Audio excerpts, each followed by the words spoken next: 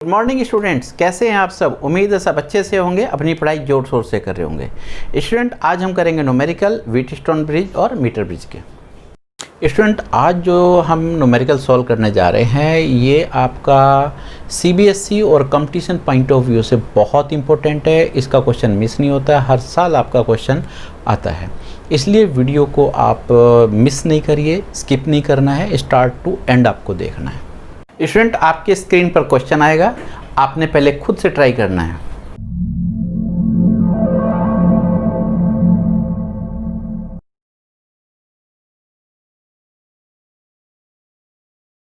Student यहाँ आप circuit diagram देख रहे हैं। सर्किट डायग्राम में आपको रेजिस्टेंस दिए हैं R1, R2, R3, R4, R5, R6 और ये आपके पास एक सेल है। सेल में आपको इंटरनल रेजिस्टेंस भी दिया हुआ है।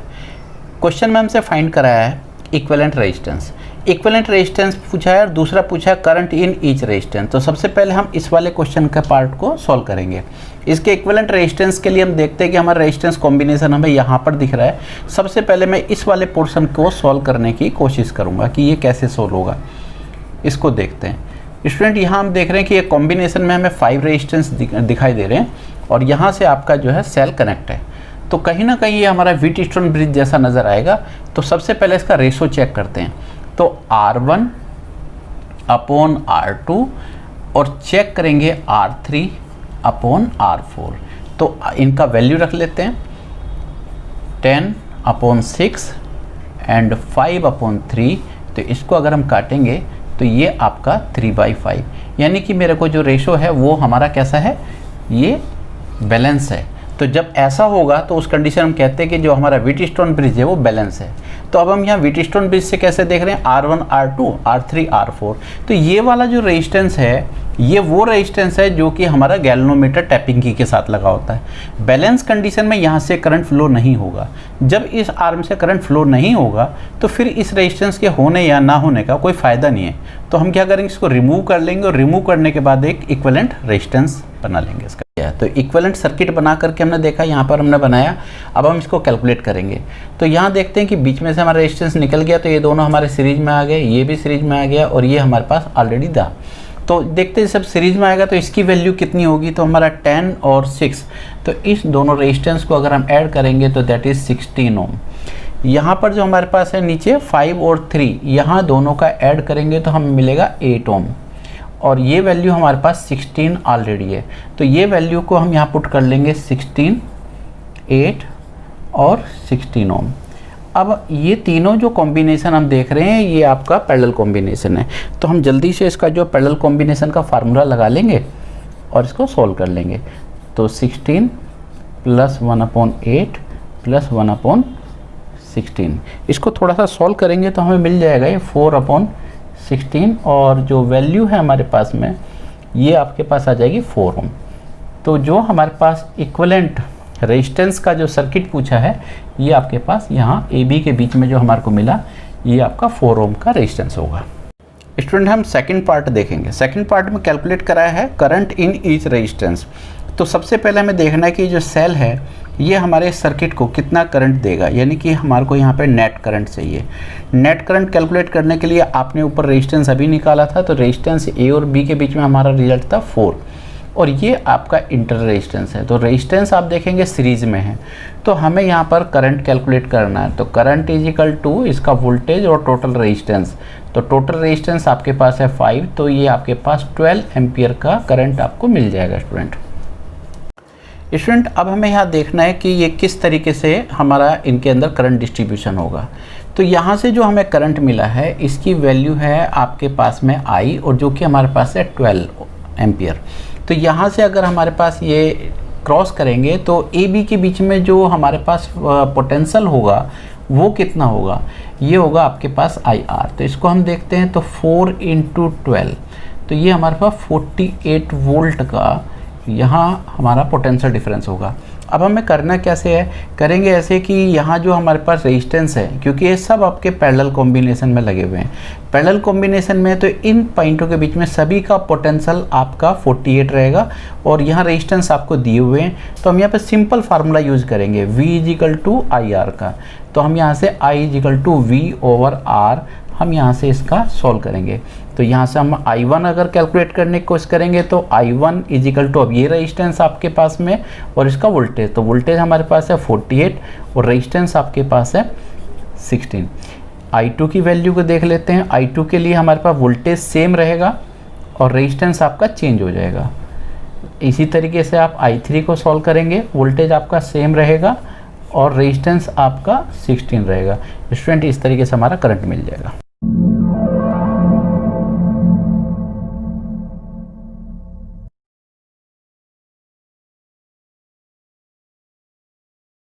स्टूडेंट, यहाँ पर हमें सर्किट दिया हुआ है। एक सर्किट ये है, ये सर्किट नंबर 1 है।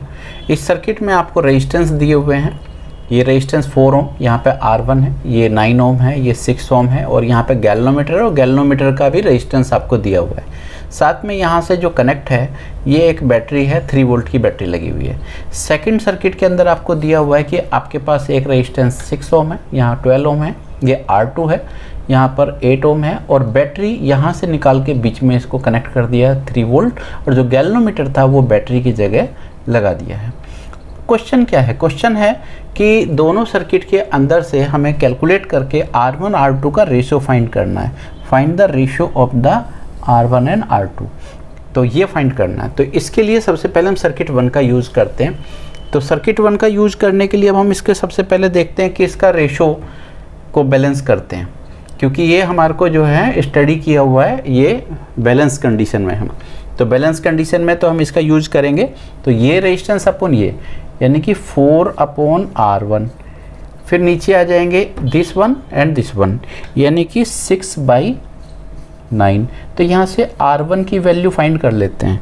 R1 की वैल्यू फाइंड करेंगे तो ये हो गया 4 × 9/6 और यहाँ से हमारा जो रेजिस्टेंस आ गया दैट इज़ 6 ओम। अब सेकंड नंबर सर्किट में चले जाते हैं। सेकंड नंबर सर्किट के अंदर हम देखते हैं कि इसका जो है रेजिस्टेंस फाइंड करेंगे। यहाँ पे भी सेम काम करते हैं। तो सेम काम क्या करना, this resistance upon this resistance, यानी कि हमारे पास 6/12, ये रेजिस्टेंस अपॉन ये रेजिस्टेंस, यानी कि R2/8 ओम। तो यहाँ से हम R2 फाइंड करेंगे। जब हम R2 फाइंड करेंगे तो हम देखेंगे कि हमारे पास 6 × 8/12 मिल जाएगा। इसको हम सॉल्व करेंगे तो यहाँ से हमारे पास आ जाएगा, इसको सॉल्व करने के बाद में 4 ओम। और हमें कैलकुलेट क्या करना था, इनका रेशो फाइंड करना था। हमें करना था R1/R2, तो 6/4 यानी कि 3:2।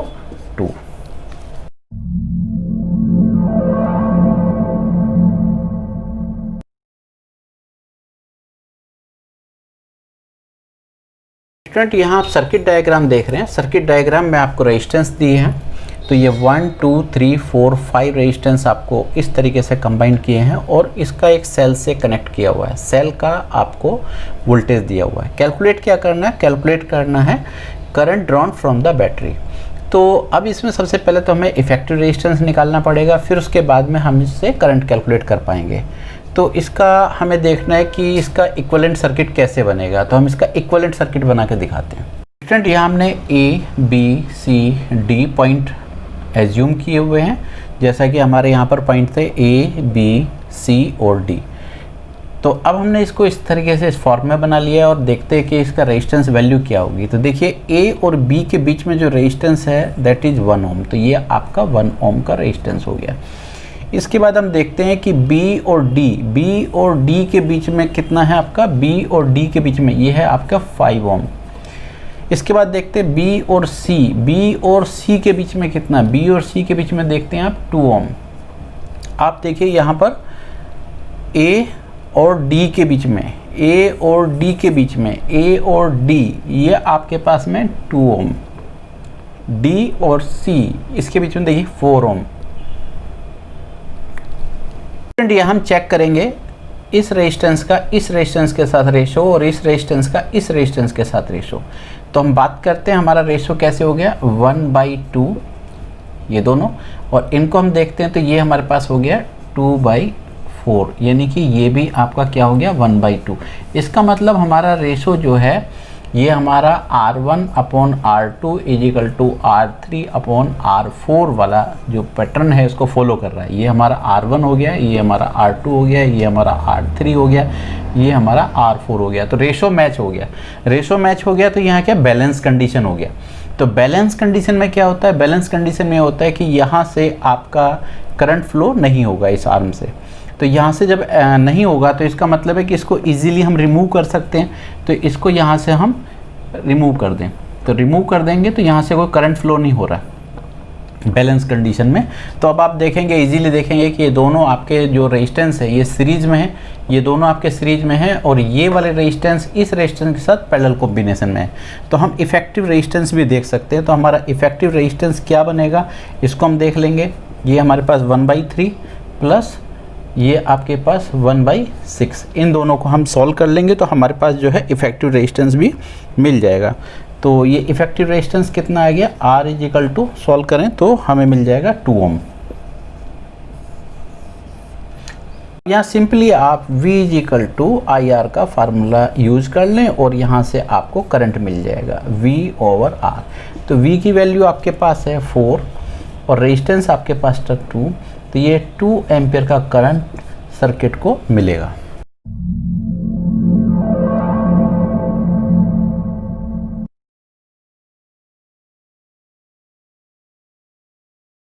स्टूडेंट यहाँ हमारे पास क्वेश्चन दिया हुआ है और क्वेश्चन में एक मीटर ब्रिज एज्यूम किया है, लेकिन इस मीटर ब्रिज में जो हमें दिया है उसको हम ध्यान से देख लेते हैं। लेफ्ट हैंड का जो गैप है उसके अंदर रेजिस्टेंस 2 ओम है, राइट हैंड का जो गैप है उसके अंदर रेजिस्टेंस 3 ओम है। यहाँ से हमारा गैल्वेनोमीटर लगा के कनेक्ट किया है और ये एक पोजीशन बताइए जहाँ पर हमारा ये बैलेंस हो रहा है। तो वो जो लेंथ हमें दिया गया, ये लेंथ है, ये कहते हैं कि लेंथ जो हमारे पास बैलेंसिंग लेंथ है दैट इज 50 सेंटीमीटर। कैलकुलेट क्या करना है, कैलकुलेट करना है पूरा वायर का लेंथ है AB, इसको कैलकुलेट करना है। जो फर्स्ट क्वेश्चन है यही है, the length of the resistance wire AB of the solid wire bridge, इसका हमें कैलकुलेट करना है। तो स्टूडेंट शुरू करते हैं इसका लेंथ कैलकुलेशन करना। स्टूडेंट यहाँ पर हमारे पास रेजिस्टेंस दिया है R2 और ये R3। अकॉर्डिंग टू क्वेश्चन हमें बैलेंसिंग लेंथ दिया हुआ है, बैलेंसिंग लेंथ हमारे पास है 50 सेंटीमीटर, ये हमारा बैलेंसिंग लेंथ हो गया। टोटल लेंथ हम इसकी एज्यूम कर लेते हैं, AB को हम एज्यूम कर लेते हैं, इसका लेंथ है L। तो हमारा जो रिमेनिंग लेंथ होगा ये आपका होगा L माइनस 50। अब हम इसमें एक काम और करते हैं, फार्मूला यूज करेंगे यहाँ पर व्हीटस्टोन ब्रिज का। व्हीटस्टोन ब्रिज का फार्मूला क्या यूज करेंगे, R1/R2 R3/R4। तो R1/R2 एंड R3/R4। जब यहाँ कैलकुलेशन करेंगे तो हमें दिखेगा R1 की वैल्यू क्या है 2 और R3 की वैल्यू क्या है, ये हमारे पास है 3। अब यहाँ पर जो R है इसको कैलकुलेशन करने की बारी है। तो जब हम इसको कैलकुलेट करेंगे तो इस वायर का जब हम रेजिस्टेंस निकालते हैं तो ये हमें पता है कि ये कैसे निकालते हैं, R is equal to rho L/A। ये हमारा फार्मूला यूज होने वाला है, हम इसको यूज़ करेंगे। तो लेंथ तो हमने एज्यूम करी हुई थी, एरिया ऑफ क्रॉस सेक्शन भी हम इसका एज्यूम कर लेंगे। तो R3 को जब हम कैलकुलेट करेंगे तो R3 की कैलकुलेशन करते समय हमारा आएगा रो इंटू 50/A और यहाँ पर आपका आएगा रो L माइनस 50/A। अब इसको सॉल्व कर लेते हैं। जब सॉल्व करेंगे तो हमारे पास क्या मिलेगा, ये कुछ इस तरीके का रह जाएगा 2/3 50/L माइनस 50। कैलकुलेट करेंगे L तो L की वैल्यू मिलेगी 125 सेंटीमीटर। तो ये हमारा फर्स्ट क्वेश्चन का पार्ट है। सेकंड पार्ट देखते हैं। सेकंड पार्ट में हमसे कहा है कि अगर हमारा 2 ओम और 3 ओम रेजिस्टेंस इंटरचेंज कर दें, तो हमने यहाँ इंटरचेंज कर दिया, R1 की पोजीशन में 3 ओम लगा दिया है, R2 की पोजीशन में आपका 2 ओम लगा दिया है। फाइंड क्या करना है, फाइंड करना है आपका न्यू बैलेंसिंग लेंथ। तो न्यू बैलेंसिंग लेंथ फाइंड करनी है, तो शुरू करते हैं इसका न्यू बैलेंसिंग लेंथ फाइंड करना। चलिए हम यहाँ एज्यूम कर लेते हैं कि ये लेंथ, बैलेंसिंग लेंथ को हमने एज्यूम कर लिया कि ये हमारे पास है y। और जैसा कि अभी हमने कैलकुलेट किया था, ए बी का लेंथ हमारा कितना आया था 125 सेंटीमीटर। तो अब हम ये देखेंगे कि रिमेनिंग कितना रहा होगा। तो रिमेनिंग कितना है, रिमेनिंग हमारे पास होगा 125 से आप y को माइनस कर लीजिए और फिर अपना फार्मूला यूज कर लेते हैं, R1/R2 R3/R4। यानी क्या करेंगे हम, R1/R2 एंड R3/R4। तो वैल्यू पुटअप करते हैं, वैल्यू पुटअप करेंगे तो ये हमारे पास आ जाएगा 3/2 इजिकल टू R3 को देखते हैं, R3 हमारे पास है y, R4 को देखते हैं, ये हमारे पास है 125 माइनस y। तो कैलकुलेट करते हैं यहाँ से y, तो y कैलकुलेट करेंगे तो y की वैल्यू हमारे पास है 75 सेंटीमीटर। तो ये हमारे को बैलेंसिंग लेंथ मिल जाएगी। स्टूडेंट यहाँ पर हम देख रहे हैं कि इसी क्वेश्चन का थर्ड पार्ट हमसे पूछा गया है। क्वेश्चन में क्या दिया गया है, if the 2 ohm resistance wire is previous position is shunted with the same resistance, then what would be the new balancing length। तो स्टूडेंट यहाँ पर हम इसको देखते हैं कि कैसे करना है। पहले हमारा जो है पोजीशन था वो 2 ohm लेंथ में था और 3 ohm जो है आपके पास में राइट गैप में था। तो जो लेफ़्ट गैप में है उधर की साइड में आपने 2 ohm रेजिस्टेंस हमने लगा दिया। अब हमें यहाँ पे कैलकुलेट करना है कि न्यू बैलेंसिंग लेंथ क्या होगी। तो हम एज्यूम कर लेते हैं कि न्यू बैलेंसिंग लेंथ हमारे पास है x। तो रिमेनिंग क्या होगा, रिमेनिंग हमारे पास होगा 125 माइनस x। तो अब हम यहाँ पे देखते हैं कि हमारा R1 का वैल्यू क्या होगा, R2 का वैल्यू क्या होगा।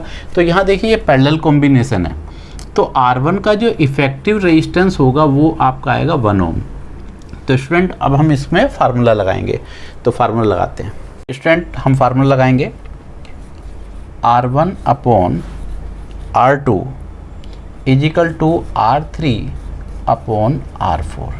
तो R1 का वैल्यू कितना है हमारा, R1 का वैल्यू है 1 और R2 का वैल्यू कितना है, ये है हमारे पास 3 और R3 हमारे पास कितना हमने रखा हुआ x और R4 का वैल्यू कितना है, दैट इज 125 माइनस x। तो अब हमें इसे सॉल्व करना है, थोड़ा सा सॉल्व करते हैं और देखते हैं क्या होगा। 125 minus x is equal to 3x। तो x को सॉल्व करेंगे तो x इजिकल टू 125/4 सेंटीमीटर। ये हमारा न्यू बैलेंसिंग लेंथ होगा।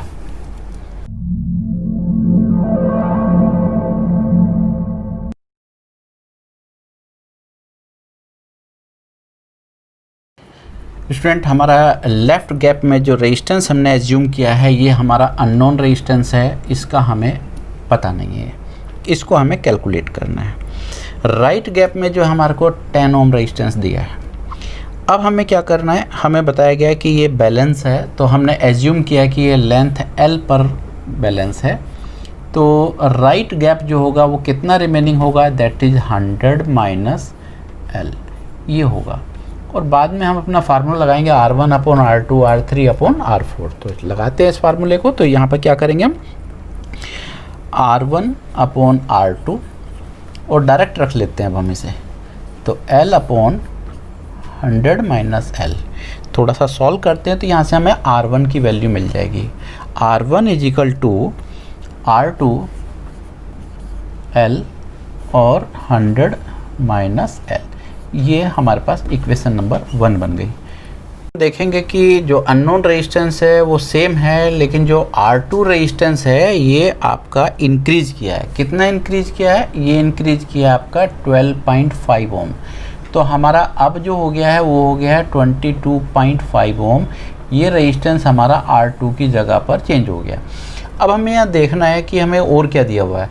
हमें दिया गया क्वेश्चन में कि जो हमारे पास चेंज है, जो शिफ्ट है वो 20 सेंटीमीटर का है।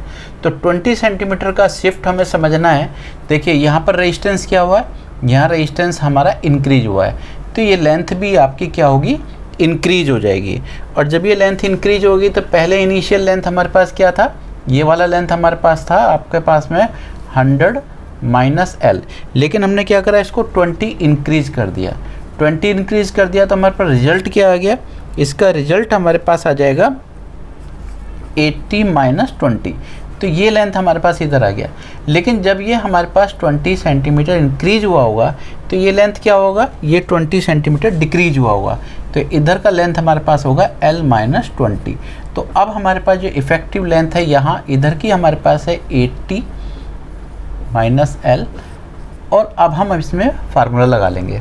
तो फार्मूला लगाएंगे तो यहाँ पर जो हमारे पास दिया हुआ है ये है आपके पास R1 जो कि हमें पता नहीं है, और ये वैल्यू हमारे पास है 22.5, और ये वाला लेंथ हमारे पास है L-20, और ये लेंथ हमारे पास है 80 माइनस L। तो यहाँ से हम इसमें से फिर से R1 कैलकुलेट करेंगे तो ये हमारे पास आ जाएगा 22.5 L-20 और 80 माइनस L। तो ये इक्वेशन नंबर 2 है, ये इक्वेशन नंबर 1 है। इक्वेशन नंबर 1 और इक्वेशन नंबर 2 को आप सॉल्व कर लेंगे, और सॉल्व करने के बाद हमें जो L की वैल्यू है वो फाइंड करनी है, दैट इज 60 सेंटीमीटर। यहाँ पर हमारा L की वैल्यू मिल जाएगा। L की वैल्यू इक्वेशन 1 या इक्वेशन 2 में पुट कर लेंगे तो हमारे पास जो रेजिस्टेंस है R1 वो हमें मिल जाएगा, और इफ़ेक्टिव जो हमारे पास रेजिस्टेंस मिल जाएगा वो हमारे पास है R की वैल्यू दैट इज़ 15 ओम। तो ये फाइनल आंसर हमें मिल जाएगा।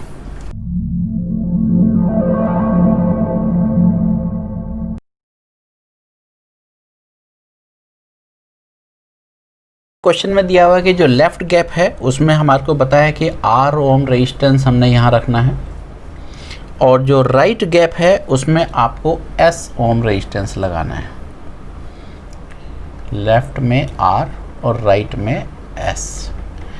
अब हमारे क्वेश्चन में दिया हुआ है कि अगर हमारा बैलेंस कंडीशन में हमारे पास में ये मीटर ब्रिज है तो इसका पोजीशन L1 पर ये हमारे को बताता है कि बैलेंस है। ठीक है, अब हमें इसमें से देखना है कि क्या होगा। बैलेंस कंडीशन में यहाँ से करंट फ्लो नहीं होता है, और पूरा लेंथ जो हमारे पास नॉर्मल होता है वो 100 सेंटीमीटर का होता है अनटिल जब तक हमें बताया नहीं गया हो। तो यहाँ जो रिमेनिंग लेंथ है ये कितना होगा, ये हमारे पास होगा 100 माइनस L1, और सिंपली हम अपने फार्मूले को यूज कर सकते हैं। तो हमारे पास ये रेजिस्टेंस अपॉन ये रेजिस्टेंस मतलब R अपॉन S, ये रेजिस्टेंस अपॉन ये resistance mean L1 upon 100 minus L1। और यहाँ से हम सिंपली एक इसमें इक्वेशन बना देते हैं, R is equal to S L1 और 100 माइनस L1। ये हमारे पास इक्वेशन नंबर 2 है, कंडीशन नंबर 1 है। अब कंडीशन नंबर 2 के ऊपर आते हैं। कंडीशन नंबर 2 में हमें दिया गया है कि जो हमारे पास रेजिस्टेंस है इस रेजिस्टेंस को आपने ऐड करना है, इसके साथ में शंट करना है और पैरेलल में कनेक्ट करना है आपको X रेजिस्टेंस के साथ। तो यहाँ पर हमारा एक X रेजिस्टेंस इसमें से कनेक्ट कर लिया। अब हमारे को बताना है कि नया बैलेंसिंग लेंथ क्या होगा। तो नया बैलेंसिंग लेंथ कैलकुलेट करने के लिए सेकंड केस के लिए अब हम बात करेंगे। तो सेकंड केस में ये सारा कुछ हम यहाँ से रिमूव कर लेते हैं, इसकी हमें भी ज़रूरत नहीं है। तो हम ये एज्यूम करेंगे कि सेकंड जो केस है उसमें हमारा बैलेंसिंग लेंथ है L2। तो यहाँ पर कितना हमारे पास बचा होगा, ये हमारे पास होगा 100 माइनस L2। तो थोड़ा सा बात करते हैं क्योंकि हमें फार्मूला यूज़ करना है। फार्मूला यूज़ करना तो इसका इफ़ेक्टिव रेजिस्टेंस देखते हैं। तो इसका इफ़ेक्टिव रेजिस्टेंस अगर हम निकालें तो ये कैसे निकाल सकते हैं, ये रेजिस्टेंस हम इसको सॉल्व कर सकते हैं, that is SX upon S plus X। ये हमारे पास इस वाले का इफ़ेक्टिव रेजिस्टेंस होगा, और बाकी हम अपना फार्मूला लगा देते हैं। तो फार्मूले में ये वाला रेजिस्टेंस कितना है, ये रेजिस्टेंस हमारे पास R, और इधर का जो इफेक्टिव रेजिस्टेंस है उसकी वैल्यू रख देते हैं SX upon S plus X is equal to ये वाला लेंथ L2, ये वाला लेंथ 100 माइनस L2। और थोड़ा सा इसको सॉल्व कर लेते हैं। तो यहाँ पे सॉल्व कर लेंगे तो R is equal to SX upon में S प्लस X और आपका L2 अपॉन 100 माइनस L2, ये हमारा सेकंड इक्वेशन हो जाएगा। तो इक्वेशन 1 और इक्वेशन 2 को हम सॉल्व करेंगे और हमसे फाइंड करने के लिए बोला है कि हमें जो है इसमें x की वैल्यू फाइंड करनी है, यानी कि इसका वैल्यू फाइंड करना, x यहाँ जो है इसकी वैल्यू फाइंड करनी है और टर्म जो है वो आपके L1 L2 और x में रहे। तो इक्वेशन 1 और इक्वेशन 2 को हम इसकी हेल्प से सॉल्व करेंगे।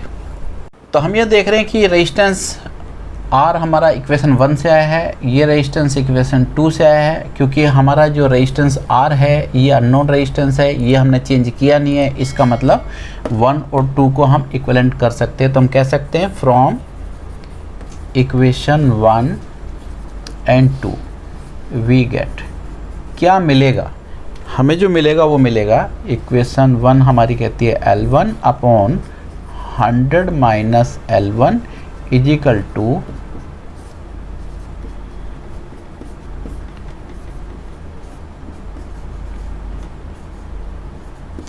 ये इक्वेशन है, ये हमारा 1 है, ये हमारा 2 है। इससे हमें कैलकुलेट क्या करना है, इससे हमें कैलकुलेट करना है x का वैल्यू फाइंड करना है। तो थोड़ा सा इसको हम सॉल्व करने की कोशिश करेंगे और फाइंड करेंगे, इसमें से देखते हैं कैसे कैसे निकालेंगे इसको। तो आप कोई भी प्रोसेस लगा करके इसको सॉल्व कर सकते हैं। तो x का वैल्यू हमें मिल जाएगा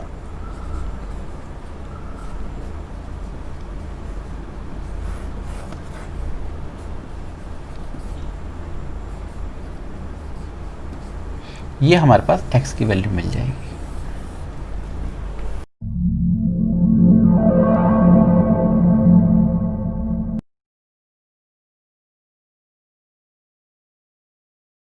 स्टूडेंट, आपने क्वेश्चन बहुत अच्छे से पढ़ लिया होगा। तो क्वेश्चन में हमें दिया है कि लेफ्ट गैप में हमारा R रेजिस्टेंस है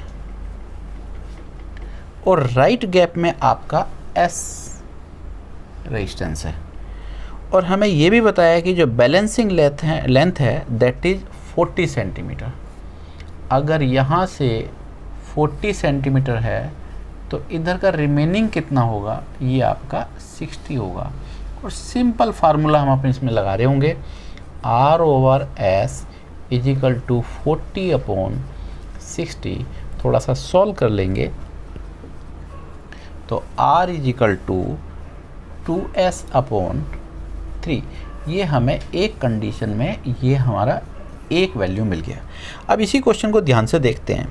if the 12 ohm resistance is connected in parallel with S, तो जो ये हमारे पास है इसके साथ में हम एक पैरेलल एक और रेजिस्टेंस लगा देते हैं और इसकी वैल्यू हमें दिया हुआ है दैट इज 12 ओम।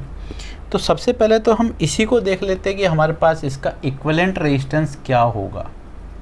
तो इसका इक्विवेलेंट रेजिस्टेंस जो होगा ये आपका ऐसा होगा, बस फार्मूला यूज करते हैं।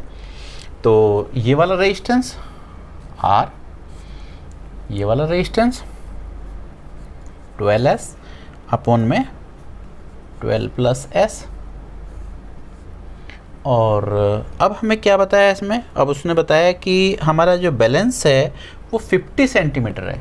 तो देखिए अगर ये मेरा 50 सेंटीमीटर है तो निश्चित रूप से ये भी हमारा 50 होगा। तो इसमें कोई टेंशन वाली बात नहीं है, इधर का वैल्यू अगर हम सॉल्व करेंगे तो 50 अपॉन 50 1 हो जाएगा। अब हम इसको थोड़ा सा और देखते हैं और क्या मिलेगा। R 12 plus S upon 12S is equal to 1, यानी कि R की वैल्यू फाइंड करिए।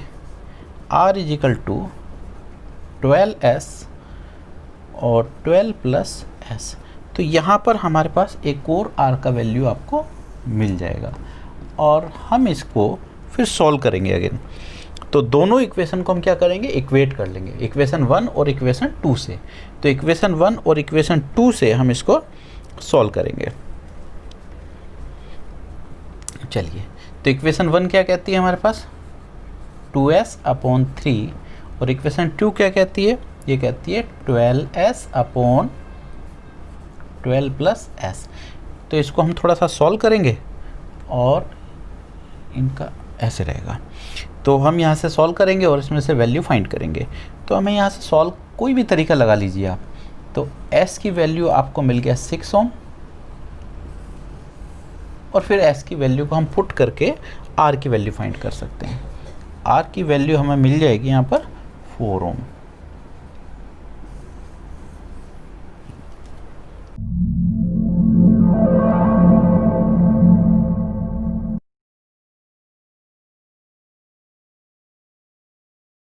ठीक है, यहाँ आपने क्वेश्चन को स्टडी कर लिया होगा। तो क्वेश्चन में आपको दिया हुआ है कि एक गैप के अंदर आपको 4 ओम रेजिस्टेंस लगाना है। तो हमने यहाँ पर दे दिया है 4 ओम रेजिस्टेंस, और दूसरे गैप में जो है वो आपको कहता है कि x ओम रेजिस्टेंस लगाना है, लेकिन साथ में हमें बताया है कि x ohm is greater than 4 ohm resistance, और साथ में हमें बताया है कि जो बैलेंसिंग लेंथ है दैट इज L। तो ये हमारे पास L बैलेंसिंग लेंथ है। तो जो रिमेनिंग लेंथ होगी वो क्या होगी आपकी 100 माइनस L, ये हमारे पास होगी, और सिंपली हम अपने फार्मूले को सॉल्व कर पाएंगे। लेकिन यहाँ पे कॉन्सेप्ट समझने की ज़रूरत है। अगर ये रेजिस्टेंस ज़्यादा है तो ये लेंथ भी ज़्यादा होगी, लेकिन ये लेंथ किससे ज़्यादा होगी, ये रेजिस्टेंस किससे ज़्यादा है, ये रेजिस्टेंस इससे ज़्यादा है। तो इसका मतलब है कि इससे ये लेंथ हमारी ज़्यादा होगी, ये हमें समझ में आएगा और ये हमें समझना है। फार्मूला लगाते हैं, तो फार्मूला क्या हो गया 4/x = L/100 माइनस L। तो यहाँ से हम इसको सॉल्व करेंगे और फाइंड करने की कोशिश करेंगे। तो अभी इसको ऐसे रहने देते हैं, लेकिन यहाँ देख के हमें एक बात पता चलेगी कि 100 minus L is greater then L, ये हमारे क्वेश्चन से हमें पता चला है, और ये हमारी इक्वेशन नंबर 1 है। अब इसी में हम बात करते हैं दूसरा। वो कहता है कि अगर हम इसको इंटरचेंज कर दें तो ये जो हमारे पास 4 था इसकी जगह पर हम x रेजिस्टेंस लगा देते हैं, और जो x था उसकी जगह पर हम 4 ओम रेजिस्टेंस लगा देते हैं। लेकिन ये अभी जो रेजिस्टेंस है ये भी अभी वही होगा, ग्रेटर देन 4 होगा। तो ऐसा नहीं है कि इधर चेंज करने से कम हो जाएगा। अब हमें एक बात और बताया है कि हमारा जो बैलेंस पॉइंट है that is shifted by the 20 centimetre distance. ठीक है, तो अब 20 सेंटीमीटर हमारा शिफ्ट करेगा, तो हमें देखना है कि शिफ्ट किधर से करेगा। तो यहाँ पर हमारा रेजिस्टेंस इंक्रीज हुआ है, तो हमारा इधर लेंथ में इंक्रीज होगा। तो हम देखते हैं कि हमारा इधर लेंथ क्या होगा, इधर लेंथ हो गया ये। तो इधर की साइड में हमारे पास क्या होगा, इधर की लेंथ में हम देखते हैं कि क्या चेंज होगा। ये होगा 100 माइनस L रख रहे थे, तो L की जगह पर क्या हो गया L+20, ये हमारा अभी लेंथ होगा। और दोबारा से हम अपने फार्मूले को यूज कर लेंगे। तो यहाँ पर क्या है, रेजिस्टेंस x/4, और ये वाला लेंथ, ये लेंथ हमारे पास है L+20, और ये वाला लेंथ, इस लेंथ को हम देखेंगे तो ये हो गया 100 माइनस L+20, ये हमारे पास ये आ गया। तो ये हमारे पास इक्वेशन बन गई। और अब हम जो है x को फाइंड करेंगे। तो इक्वेशन 1 और इक्वेशन 2 से हम इसको फाइंड कर सकते हैं। इसको सॉल्व करने से हमारा x का वैल्यू ऐसा बनेगा, और ये इक्वेशन नंबर हमारी 2 बन जाएगी। अब हम देखेंगे इक्वेशन नंबर 1 और इक्वेशन नंबर 2 की हेल्प से हम इसे सॉल्व करने की कोशिश करेंगे।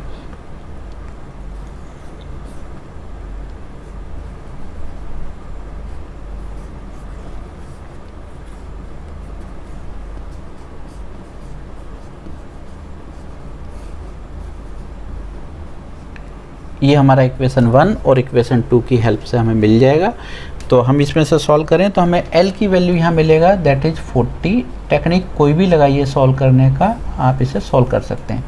फाइनली हमारे क्वेश्चन में पूछा गया था कि जो अननोन रेजिस्टेंस है उसकी वैल्यू फाइंड करिए।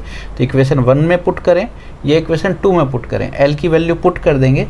तो L की वैल्यू अगर हम पुट करेंगे तो जो हमारे पास अननोन रेजिस्टेंस है उसकी वैल्यू आपको मिल जाएगी 6 ओम रेजिस्टेंस। ये हमारा फाइनल आंसर होगा।